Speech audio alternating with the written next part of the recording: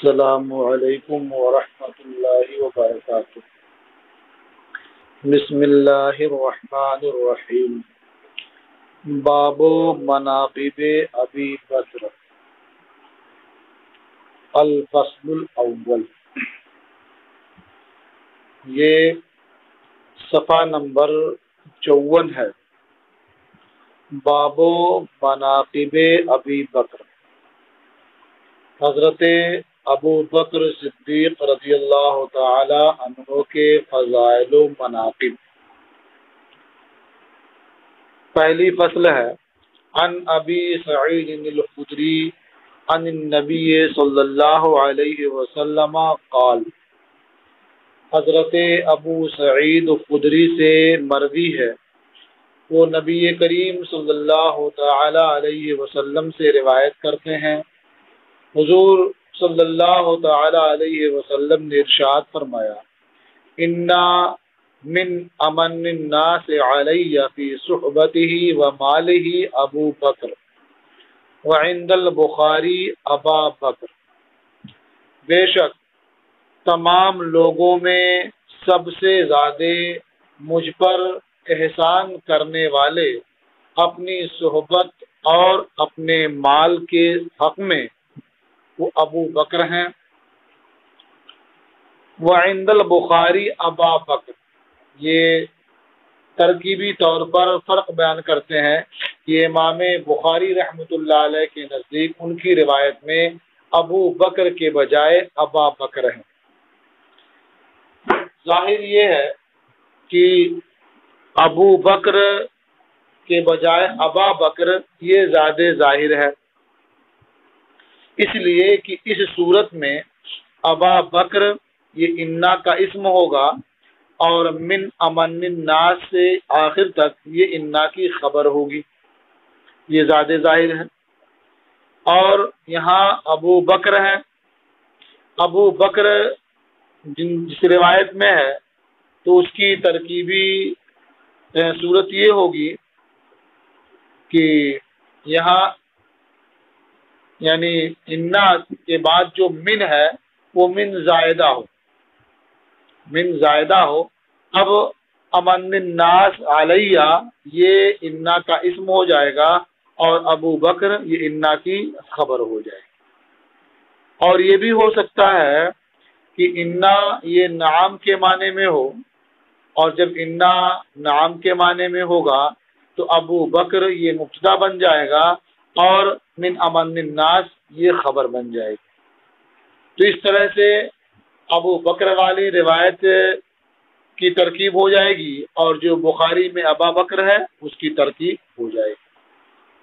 حضور نبی اکرم صلی اللہ تعالی علیہ وسلم کا ارشاد فرمانا کہ لوگوں میں سب سے زیادہ احسان کرنے والوں میں سے ابو بکر ہیں، یہ حضور کی جانب سے غایت درجہ تواضع بھی ہے اور اپنے اصحاب کی حوصلہ افزائی بھی ہے اور ان کے عمل کی فضیلت کو بتانا بھی ہے۔ ورنہ سچائی یہ ہے کہ حضور نبی کریم صلی اللہ تعالی علیہ وسلم کی خاطر جس نے بھی اپنا مال خرچ کیا یا آپ کی صحبت میں رہے، اپنا وقت دیا، تو اس سے کہیں زیادہ حضور نبی کریم صلی اللہ تعالی علیہ وسلم کا ان پر احسان ہے کہ انہیں اللہ کا پتہ دیا۔ باقی مخلوق نے جو کچھ بھی کیا اس کا تعلق دنیا سے تھا کہ مال خرچ کیا، اپنا وقت صرف کیا، اپنی قوت کے ذریعہ مدد پہنچائی، یہ سب ان سب کا تعلق دنیا سے ہے۔ لیکن حضور نبی کریم صلی اللہ تعالی علیہ وسلم نے اپنے امتیوں کو، اپنے چاہنے والوں کو اللہ کا پتہ بتایا، اللہ کی بارگاہ تک پہنچایا۔ یہ ایسا کرم ہے، یہ ایسا احسان ہے کہ اور کوئی احسان، کوئی اچھا سلوک اس کی برابری کر ہی نہیں سکتا۔ اس لیے حاشا کاللہ کبھی کسی کے دل میں یہ خیال بھی نہ آئے کہ کسی نے حضور نبی کریم صلی اللہ تعالی علیہ وسلم پر بہت احسان کیا ہے۔ بلا شبہ کچھ کیا ہے اس سے کہیں زیادہ حضور نبی اکرم صلی اللہ تعالی علیہ وسلم نے اس کے ساتھ کیا ہے۔ ہاں، یہ اور امت کے لحاظ سے حضرت ابوبکر صدیق رضی اللہ تعالی عنہ کی فضیلت بھی ہے کہ سرکار کی رضا کی خاطر آپ نے اپنا مال بھی خوب خرچ کیا، اور آپ کی رضا کے لیے آپ نے اپنا وقت بھی صرف کیا، اور ہمیشہ ہر طرح سے حضور نبی کریم صلی اللہ تعالی علیہ وسلم کا ساتھ دیا۔ حضور فرماتے ہیں وَلَوْ كُنْتُ مُتَّخِذًا خَلِيلًا لَاتَّخَذْتُ أَبَا بَكْرٍ خَلِيلًا، اگر میں کسی کو خلیل بناتا تو ابو بکر کو خلیل بناتا۔ تو اس میں حضرت ابو بکر صدیق رضی اللہ تعالیٰ عنہ کی بہت بڑی فضیلت ہے۔ یعنی حضور اگر دنیا میں مخلوق میں سے کسی کو اپنا خلیل بناتے تو وہ حضرت ابو بکر صدیق رضی اللہ تعالی عنہ کو اپنا خلیل بناتے۔ خلیل کا مطلب کیا ہے؟ خلیل یا تو ماخوذ ہے خلت سے، خلت کا معنی ہوتا ہے محبت، صداقت، لیکن مطلقاً نہیں، بلکہ ایسی محبت جو محبت کرنے والے کے دل کے باطن میں ہو۔ اور جب کوئی محبت کرنے والے کے دل کے باطن میں اتر جاتی ہے تو ایسی صورت میں محبوب یہ محب کے راز پر آگاہ ہو جاتا ہے اور اطلاع پا جاتا ہے۔ جب محبت اس درجہ پہنچ جاتی ہے تو پھر محبوب اور محب میں کوئی راز نہیں رہ جاتا ہے، محبوب محب کے تمام اسرار و رموز سے باخبر ہو جاتا ہے۔ تو اس گہری دوستی کا نام کیا ہے؟ خلت ہے۔ تو اگر میں کسی کو اپنا خلیل بناتا تو ابو بکر کو خلیل بناتا،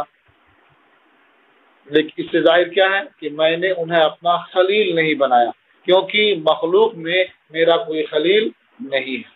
اب ان سے تعلق کیسا ہے؟ فرماتے ہیں وَلَٰكِنْ أُخُوَّةُ الْإِسْلَامِ وَمَوَدَّتُهُ، لیکن اسلام کی اخوت اور اسلام کی محبت ہے، یعنی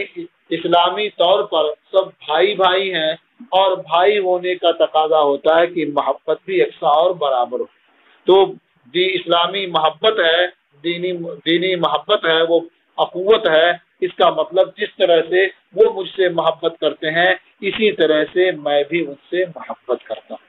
یہ بہت بڑی بات ہے کہ حضور نبی کریم صلی اللہ تعالی علیہ وسلم حضرت ابو بکر صدیق رضی اللہ تعالی عنہ سے ایسی محبت کرتے ہیں جیسی محبت حضرت ابو بکر صدیق خود سرکار کی ذات سے کرتے ہیں۔ اور خلیل میں ایک احتمال اور بھی ہے کہ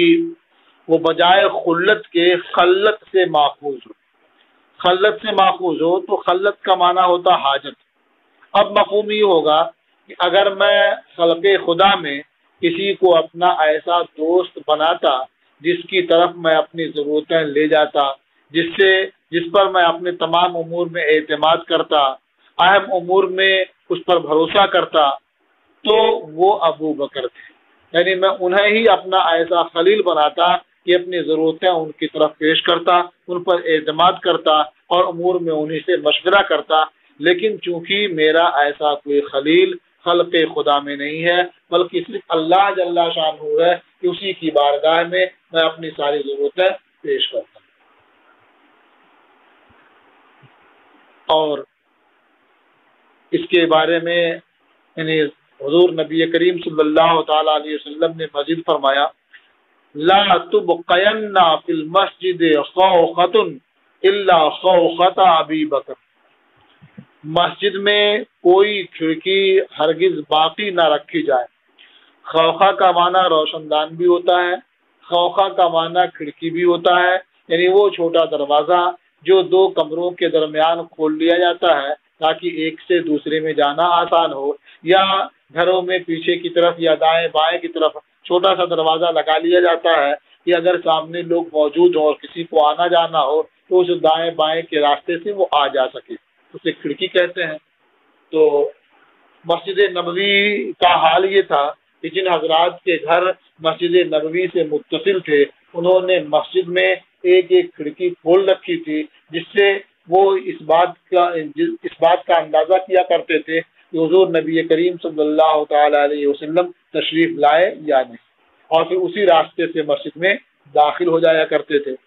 تو کھڑکی بند کرنے کا معاملہ اور کھولنے کا معاملہ کئی دفعہ واقع ہوا۔ یہاں جو بیان کیا جا رہا ہے یہ حضور نبی کریم صلی اللہ تعالی علیہ وسلم کی اس بیماری کا واقعہ ہے جس میں آپ کا وصال ہوا۔ تو آپ نے اسے مرض کے عالم میں ارشاد فرمایا کہ کوئی کھڑکی مسجد میں ہرگز باقی نہ رکھی جائے سوائے ابو بکر کی کھڑکی کے۔ گویا ایک طرح سے یہ اشارہ ہے کہ ابو بکر میرے بعد میرے جانشین اور خلیفہ ہوں گے، تو جس طرح سے ابھی سب کی کھڑکی بند کرائی گئی تھی تو صرف میرے آنے جانے کا راستہ تھا، اسی طرح سے اب ایک بار پھر سب کی کھڑکی بند کرا دی جاتی ہے، صرف اور صرف ابو بکر کی کھڑکی کھلی ہوگی۔ تو اس میں ان کے خلیفہ ہونے کی طرف اشارہ ہے۔ اور یہ بھی کہا گیا کہ اس سے معنی مجازی بھی مراد لیا جا سکتا ہے،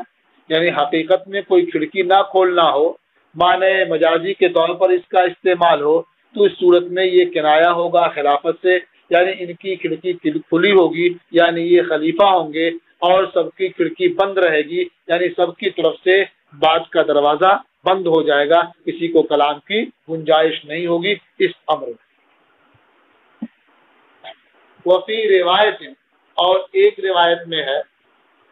لو کنت متخذا خلیلا غیر ربی لاتخذت ابا بکر خلیلا، اگر میں اپنے رب کے علاوہ کسی کو خلیل بناتا تو ابو بکر کو خلیل بناتا۔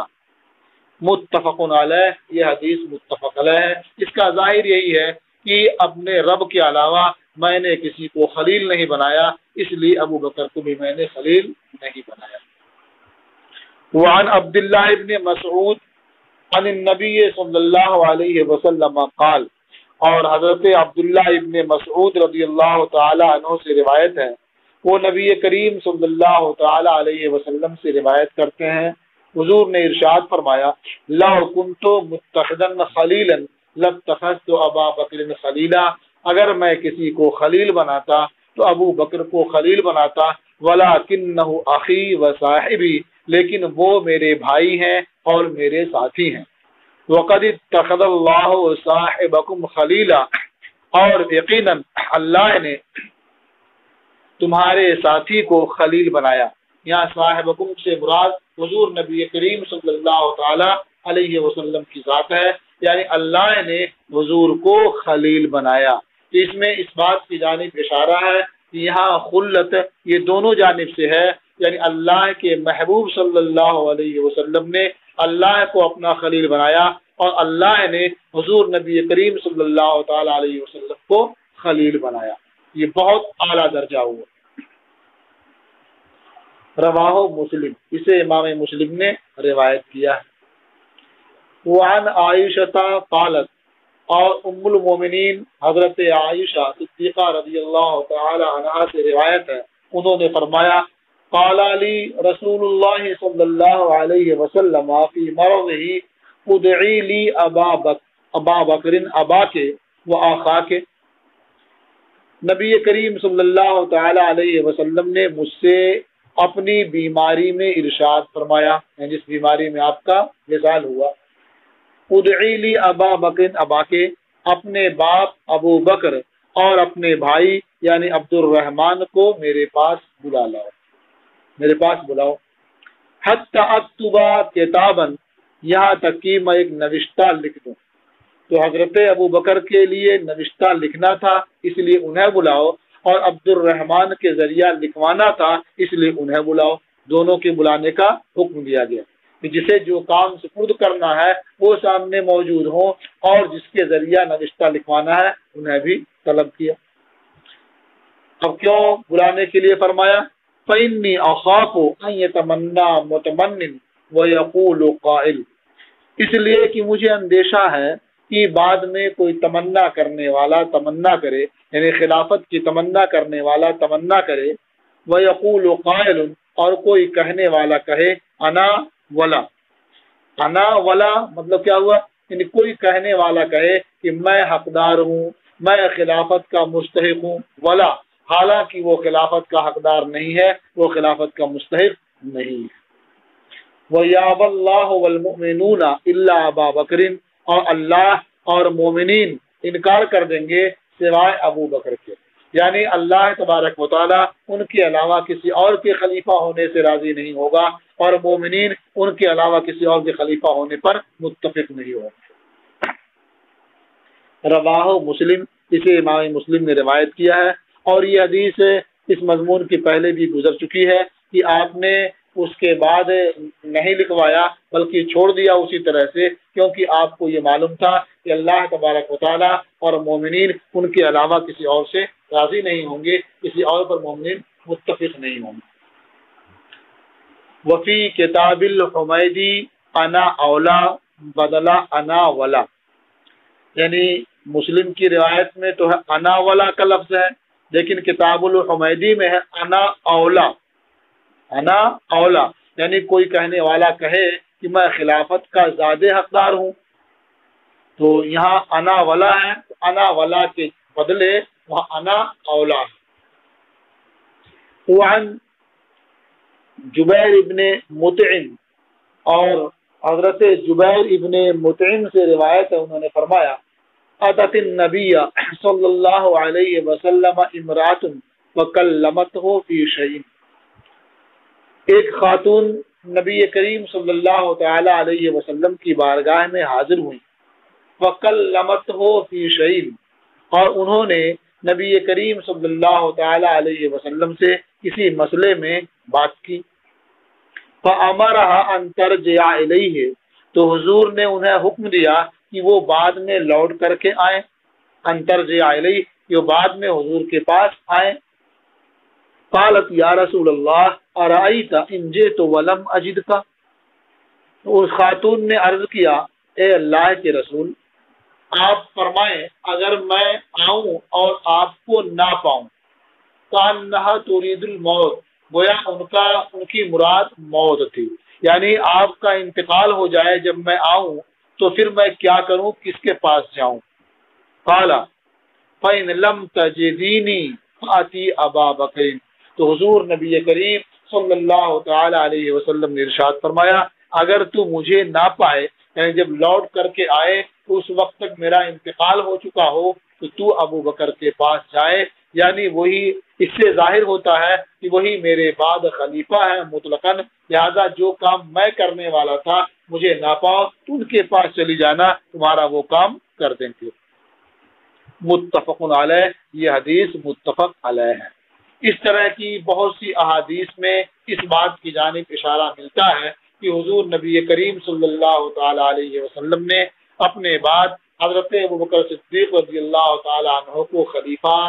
مقرر کیا، یا ان کے خلیفہ ہونے کی طرف اشارہ کیا، یا اس بات کی صراحت فرما دی کہ ان کے علاوہ کسی اور کے خلیفہ ہونے پر مومنین متفق نہیں ہوں گے۔ بعض حضرات صراحت کا دعویٰ کرتے ہیں جو محل نظر ہے، اس لیے کہ کہیں بھی صریح طور پر یہ نہیں معلوم ہوتا ہے کہ حضور نبی کریم صلی اللہ تعالی علیہ وسلم نے ارشاد فرمایا ہو کہ میرے بعد میرے خلیفہ ابو بکر صدیق۔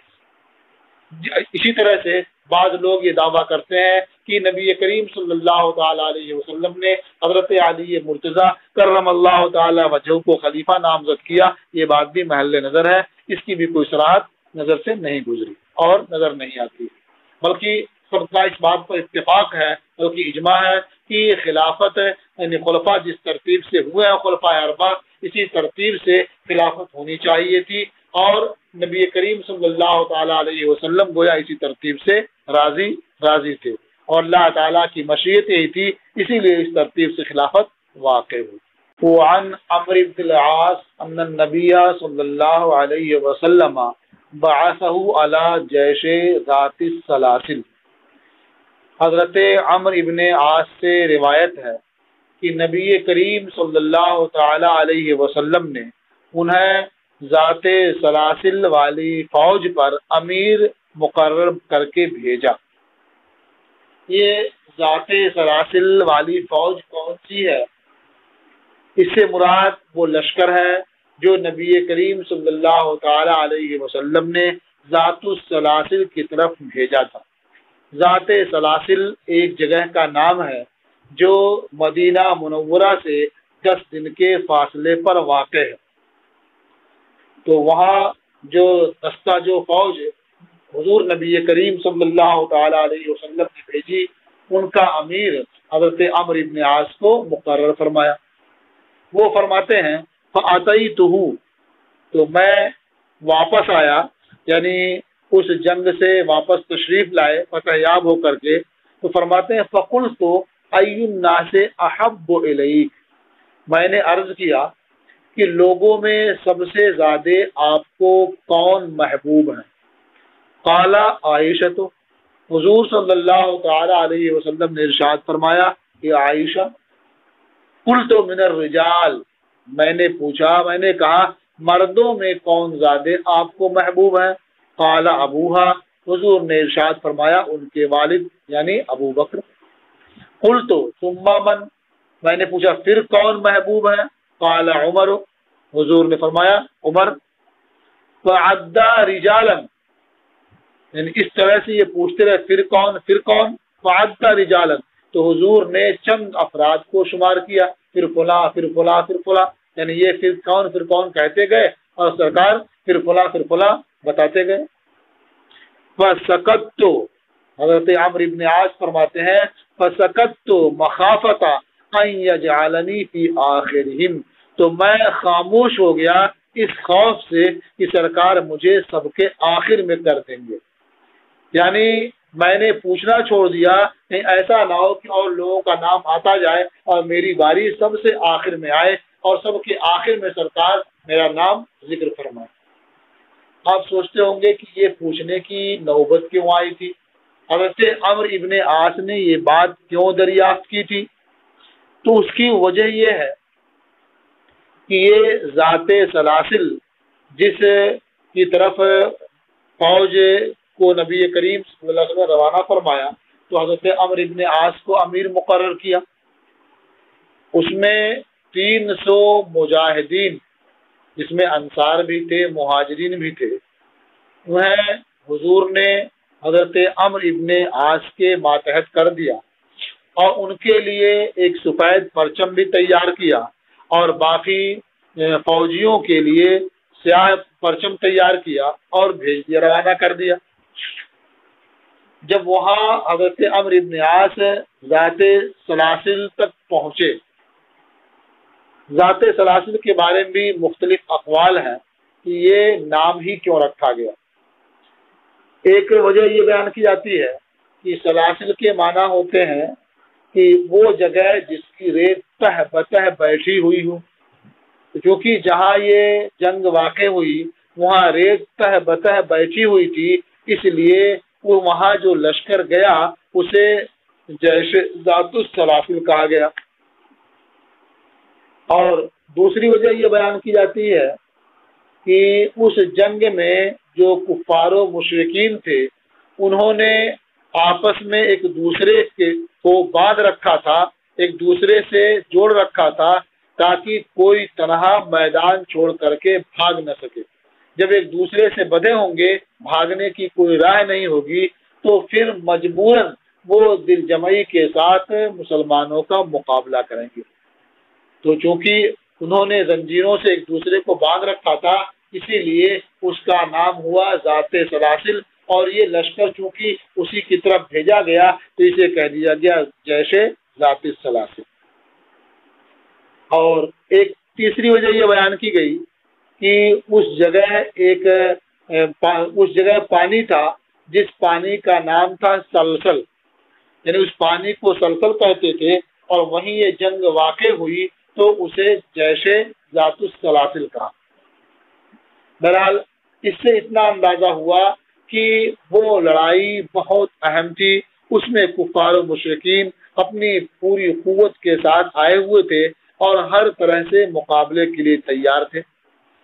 جب حضرت عمرو ابن عاص وہاں پہنچے اور انہوں نے حالات کا جائزہ لیا تو حضور نبی کریم صلی اللہ تعالی علیہ وسلم کی بارگاہ میں امداد کی درخواست کی۔ ان کے ساتھ صرف 300 سپاہی تھے، مہاجرین بھی تھے، انصار بھی تھے اس میں، تو آپ نے مزید فوجیوں کے بھیجنے کی درخواست کی تو نبی کریم صلی اللہ تعالی علیہ وسلم نے 200 انصار و مہاجرین کو حضرت ابو عبیدہ ابن الجراح کی سرکردگی میں روانہ کیا، انہیں بھی پرچم عطا فرمایا اور تاکید فرمائی کہ جب آپ وہاں پہنچیں تو عمرو ابن عاص سے مل جائیں اور ان کی اطاعت کریں، یعنی پوری فوج کے جو امیر ہوں گے وہ عمرو ابن عاص ہوں گے۔ اور اس لشکر میں جو دوبارہ 200 افراد پر مشتمل بھیجا گیا، اس میں حضرت ابوبکر صدیق بھی تھے، حضرت عمر فاروق اعظم بھی تھے اور دیگر اجلہ صحابہ کرام تھے۔ جب نماز کا وقت ہوا تو حضرت ابو عبیدہ ابن الجراح نے نماز پڑھانی چاہی تو حضرت عمرو ابن عاص نے کہا کہ آپ کو حکم دیا گیا ہے کہ میری اطاعت کریں اور اس لشکر کا امیر میں ہوں، سپہ سالار میں ہوں، لہذا یہ حق میرا ہوتا ہے۔ انہوں نے مان لیا اور جب تک وہ حضرات وہاں رہے حضرت عمرو ابن عاص نماز پڑھاتے رہے۔ جب مقابلہ ہوا دشمن سے تو اللہ تعالیٰ نے فضل فرمایا، وہ دشمن بھاگ گئے، منتشر ہو گئے اور اس طرح سے فتح یاب ہو کر کے واپس لوٹے۔ اب حضرت عمرو ابن عاص کے دل میں یہ خیال پیدا ہوا کہ حضور نبی کریم صلی اللہ تعالی علیہ وسلم مجھے سب سے زیادہ چاہتے ہیں، جبھی تو انہوں نے مجھے لشکر کا امیر مقرر کیا اور بعد میں جو فوج بھیجی اس میں تمام صحابہ کرام جنہیں ہم بہت بڑا سمجھتے ہیں وہ سب موجود تھے اور انہیں حکم دیا کہ سب میری اطاعت کریں، سب کو میرے تابع آپ نے رکھا۔ اس کا مطلب یہ ہے کہ سرکار مجھ سے بڑی محبت فرماتے ہیں۔ لیکن یہ ان کا خیال تھا، انہوں نے سوچا کہ سرکار اگر زبان سے ارشاد فرما دیں گے یہ میرے لیے سند ہو جائے گی، اس لیے جب واپس تشریف لائے تو انہوں نے سوال کیا ای الناس احب الیک، یا رسول اللہ آپ کی بارگاہ میں سب سے محبوب کون ہے؟ تو آپ نے جواب دینا شروع کیا، پوچھتے رہے، آپ جواب دیتے رہے، یہاں تک کہ کئی لوگوں کے نام گزر گئے تو انہیں اندیشہ ہوا کہیں ایسا نہ ہو کہ میں پوچھتا رہوں اور سرکار دوسروں کا نام لیتے رہیں اور میرا نام سب سے آخر میں آئے، اس لیے پوچھنا بند کر دیا۔ متفق علیہ، یہ حدیث متفق علیہ۔ وان محمد ابن الحنفیہ قال، اور محمد ابن حنفیہ سے روایت انہوں نے بیان کیا، یہ محمد ابن حنفیہ حضرت علی مرتضی کرم اللہ تعالی وجہہ کے صاحبزادے ہیں جو حضرت فاطمہ رضی اللہ تعالی عنہا کے علاوہ سے ہیں، یعنی یہ حضرت فاطمہ کے بطن سے نہیں ہے بلکہ کسی اور خاتون کے بطن سے ہیں، کہ حضرت علی کے صاحبزادے ہیں۔ یہ حضرت محمد ابن حنفیہ بہت بہادر، بہت طاقتور تھے، اتنے طاقتور تھے کہ ایک مرتبہ حضرت علی مرتضیٰ کی خدمت میں ایک زرہ پیش کی گئی لیکن وہ آپ کے قد سے لمبی تھی، تو حضرت محمد ابن حنفیہ نے اپنے ہاتھ سے زائد حصہ زرہ کا توڑ کر کے کنارے کر دیا، کاٹ دیا اسے، اس قدر طاقتور اور قوی تھے۔ کچھ لوگوں نے ان سے کہا کہ محمد کیا بات ہے کہ علی آپ کو جنگوں میں بھیجتے ہیں، میدان کارزار میں آپ کو روانہ کرتے ہیں، جہاں مشکل کام ہوتا ہے وہاں آپ کو بھیج دیتے ہیں اور حسن اور حسین کو نہیں بھیجتے ہیں۔ تو کیسا پیارا جواب دیا حضرت محمد ابن حنفیہ نے، کہا کہ وجہ یہ ہے کہ حسن اور حسین یہ میرے والد کے لیے آنکھ کے درجے میں ہیں اور میں اپنے والد کا دست و بازو ہوں، اور آپ خوب جانتے ہیں کہ آدمی دست و بازو سے اپنی آنکھ کی حفاظت کرتا ہے۔ تو ایسا پیارا جواب دیا، کہنے والے خاموش ہو گئے۔ تو اس سے سمجھ میں آتا ہے یہ بہت دور اندیش اور بہت صاحب الرائے اور بہت باصلاحیت بھی تھے اور طاقتور بھی تھے۔ انہوں نے فرمایا کہ میں نے اپنے والد سے کہا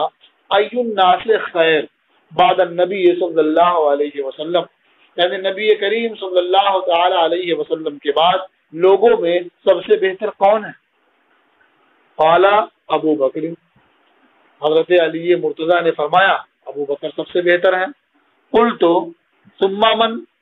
میں نے پوچھا پھر کون؟ قال عمر، کہا عمر۔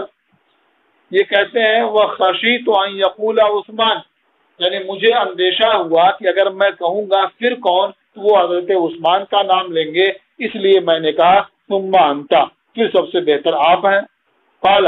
حضرت علی نے فرمایا ما انا الا رجل من المسلمین، میں تو مسلمانوں میں سے ایک آدمی، ایک مرد ہوں، یعنی میں کوئی امتیازی شان نہیں رکھتا، بلکہ جیسے اور مسلمان ہیں ویسے انہی میں سے ایک مرد میں بھی ہوں۔ یہ آپ کا جواب بالکل تواضع اور انکسار کی بنیاد پر تھا، ورنہ جب آپ کے صاحبزادے محمد ابن حنفیہ نے یہ سوال کیا تھا اس وقت بلا شبہ بغیر کسی اختلاف کے آپ تمام موجودین میں سب سے افضل تھے، اس لیے کہ یہ سوال حضرت عثمان غنی رضی اللہ تعالی عنہ کے انتقال کے بعد کیا گیا تھا۔ تو اگر آپ یہ جواب دیتے اس وقت روئے زمین پر سب سے افضل میں ہوں تو آپ کا جواب بالکل صحیح ہوتا، لیکن آپ نے تواضع اور انکسار اختیار کرتے ہوئے فرمایا انا رجل من المسلمین، کہ میں مسلمانوں میں سے ایک مرد ہوں۔ رواہ البخاری، اسے امام بخاری نے روایت کیا۔ وعن ابن عمر قال، اور حضرت عبداللہ ابن عمر سے روایت ہے، فرمایا كنا فی زمن النبی صلی اللہ علیہ وسلم لا نعدل بأبی بکر احدا، کہ ہم نبی کریم صلی اللہ تعالی علیہ وسلم کے زمانے میں کسی کو ابو بکر کے برابر قرار نہیں دیتے تھے۔ ثم عمر ثم عثمان، پھر ان کے بعد ہم عمر کو رکھتے تھے پھر عثمان کو رکھتے تھے۔ ثم نترک اصحاب النبی صلی اللہ علیہ وسلم، پھر ہم اصحاب نبی صلی اللہ علیہ وسلم کو چھوڑ دیتے تھے، ان کے درمیان ہم برتری ظاہر نہیں کرتے تھے، یعنی ہم ان کے درمیان کسی کو کسی پر فضیلت نہیں دیتے تھے، سب کو ان کے حال پر چھوڑ دیتے تھے۔ جنہیں ہم فضیلت دیتے تھے وہ یہ حضرات ہوئے، یعنی سب سے پہلے ہم رکھتے تھے کس کو؟ حضرت ابوبکر کو، کسی کو ان کے برابر قرار نہیں دیتے تھے، پھر ان کے بعد حضرت عمر کو رکھتے تھے، پھر ہم ان کے بعد حضرت عثمان کو رکھتے تھے۔ رواہ البخاری، اسے امام بخاری نے روایت کیا۔ وفی روایت لابی داؤد، اور ابو داؤد کی روایت میں ہے، فرمایا کنا نقول ورسول اللہ صلی اللہ علیہ وسلم حی، ہم کہتے تھے جبکہ نبی کریم صلی اللہ تعالی علیہ وسلم باحیات تھے، افضل امت النبی صلی اللہ علیہ وسلم بعد ابو بکر ثم عمر ثم عثمان، کہ نبی کریم صلی اللہ تعالی علیہ وسلم کی امت میں سب سے افضل ابو بکر، ان کے بعد ابو بکر ہیں، پھر عمر ہیں، پھر عثمان ہیں رضی اللہ تعالی عنہم۔ ان دونوں روایتوں میں آپ نے دیکھا کہ حضرت علی مرتضیٰ کرم اللہ تعالی وجہہ کا نام نہیں لیا گیا، اس لیے کہ وہ خاندان نبوت سے تھے، تو یہاں جو جن صحابہ کا ذکر کیا گیا یہ وہ حضرات ہیں جو خاندان نبوت کے علاوہ ہیں، اس لیے ان کا نام یہاں ذکر نہ کیا جانا ایسا اس لیے نہیں ہے کہ ان کا کوئی شمار نہیں تھا، ان کی کوئی اہمیت نہیں تھی، بلکہ ان کی شان انتہائی بلند و بالا بہت عرفہ و اعلیٰ ہے، ان کا ذکر نہ ہونا صرف اس لیے ہے کہ وہ خاندان نبوت سے تھے، اور یہ جو تذکرہ ہوا کرتا تھا یہ ان کے علاوہ افراد کا ہوا۔ یہ فصل مکمل ہوئی اور آپ کا سبق تمام ہوا۔ اب انشاءاللہ تعالی کل آپ دوسری فصل پڑھیں گے۔ السلام علیکم ورحمۃ اللہ تعالی وبرکاتہ۔